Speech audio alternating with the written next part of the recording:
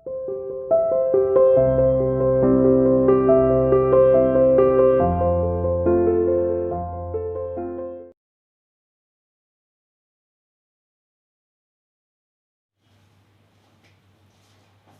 students, welcome to CR International School online classes. Today I am here to teach you English grammar chapter 15 tense. बेटा जैसा कि आपका chapter 15 tenses का start हुआ है, आपको टेंसेस बताए थे। टेंसेस होते हैं काल जो समय बताते हैं किसका, क्रिया का। क्रिया किस समय हो रही है ना। आपको बताया था मैंने मेन टेंस होते हैं हमारे 3, कौन कौन से, प्रेजेंट, पास्ट एंड फ्यूचर। ठीक है, आज हम रिवीजन करने जा रहे हैं टेंसेस का। जो हमने पढ़ा है प्रेजेंट टेंस हम कर रहे हैं, जिसका प्रेजेंट इनडेफिनिट टेंस हम कर रहे हैं। हमारे 3 मेन टेंस होते हैं, प्रेजेंट, पास्ट, फ्यूचर। ठीक है बेटा, हमारे 3 मेन टेंस होते हैं। इसको हम बोलते हैं टडे। ठीक है, आपको बताया था इसको टडे बोलते हैं। टडे मीन्स आज। पास्ट को बोलते हैं यस्टरडे। यस्टरडे मीन्स बीता हुआ कल। और फ्यूचर को बोलते हैं टमैरो। टमैरो मीन्स आने वाला कल।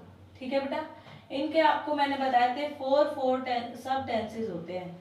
इन तीनों के 4 सब टेंसेस होते हैं। फर्स्ट होता है इनडेफिनिट, सेकंड होता है कॉन्टिन्यूअस,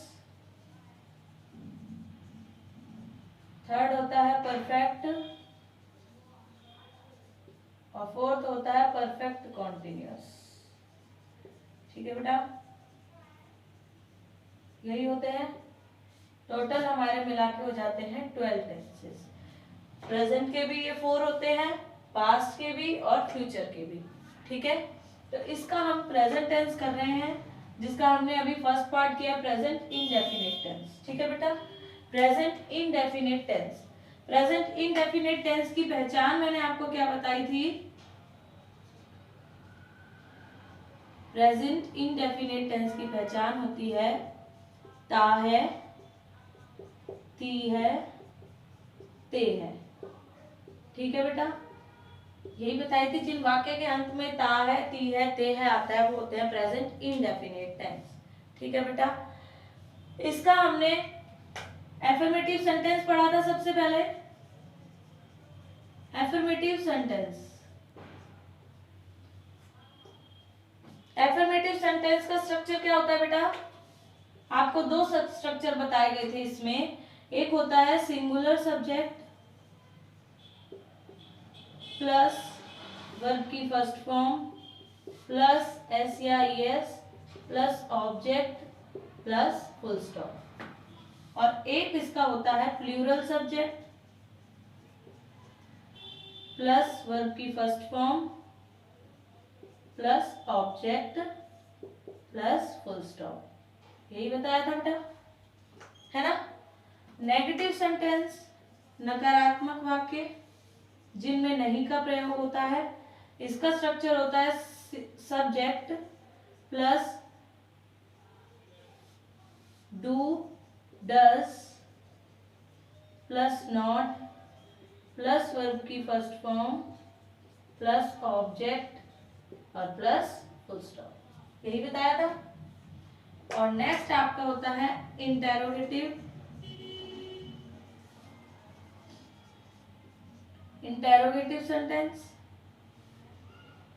इसका स्ट्रक्चर क्या होता है? प्रश्नवाचक वाक्य। जिन मैंने बताया था जिन वाक्यों की शुरुआत हमारी क्या से होती है, हिंदी वाक्यों की शुरुआत क्या से होती है, वो हेल्पिंग वर्ब से स्टार्ट होते हैं। ठीक है, इसका क्या होगा?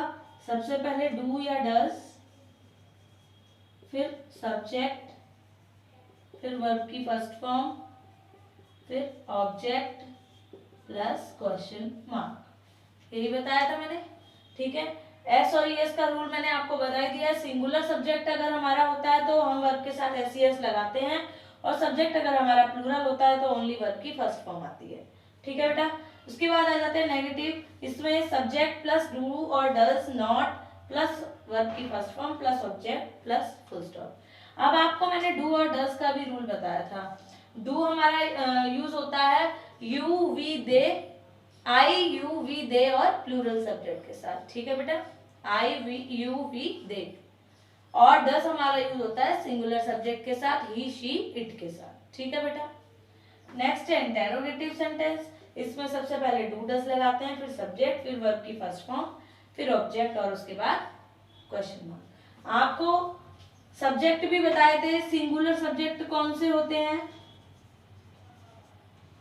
और प्लूरल सब्जेक्ट कौन से होते हैं।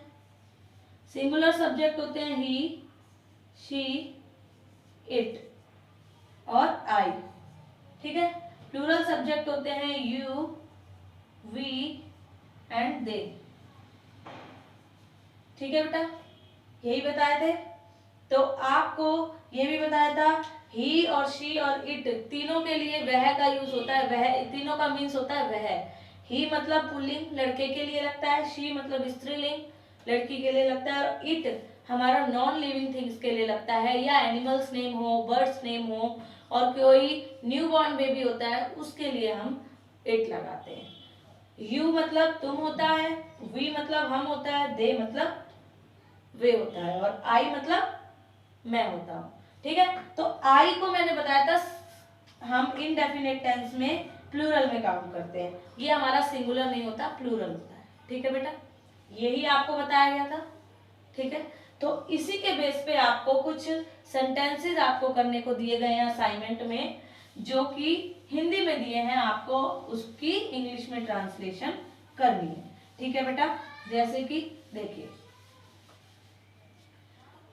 देखिए बेटा, एक सेंटेंस है मैं जाता हूं, ठीक है।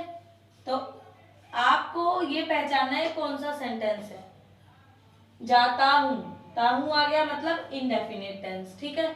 अब इनडेफिनेट टेंस का कौन सा सेंटेंस है ये, मैं जाता हूं बोल रहा है ना, तो इसमें ये बोल रहा है मैं नहीं जाता हूं, नहीं का यूज नहीं हो रहा, ये नेगेटिव भी नहीं है, इसमें क्वेश्चन भी नहीं पूछा जा रहा, तो ये इंटेरोगेटिव भी नहीं है, ये है एफर्मेटिव। अब यहाँ पर एफर्मेटिव सेंटेंस का स्ट्रक्चर लगेगा।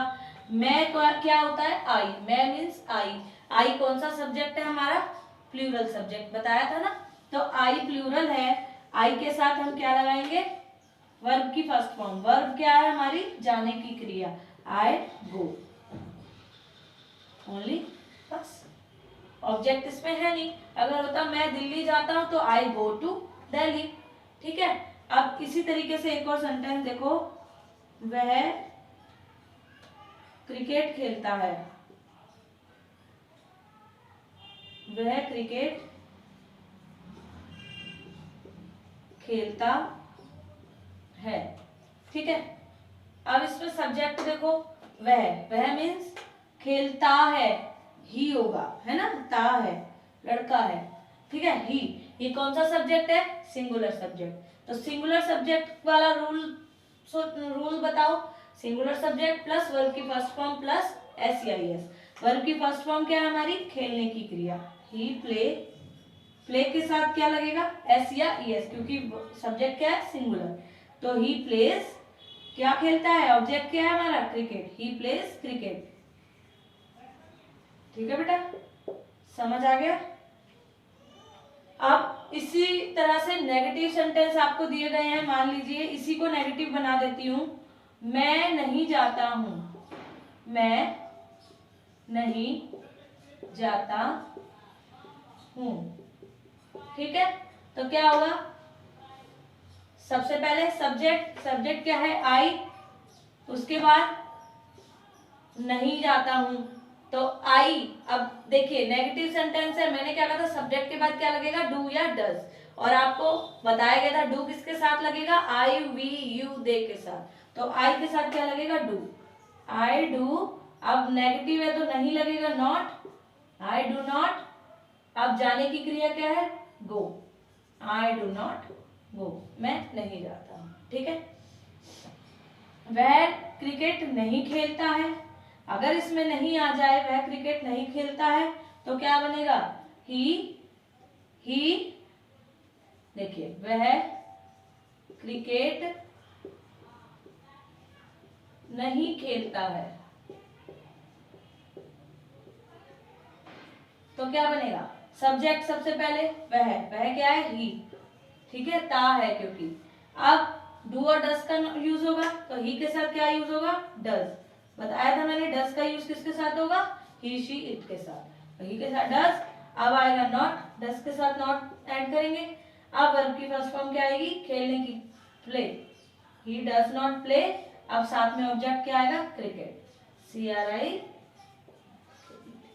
Cricket, he does not play cricket. ठीक है, समझ में आ गया।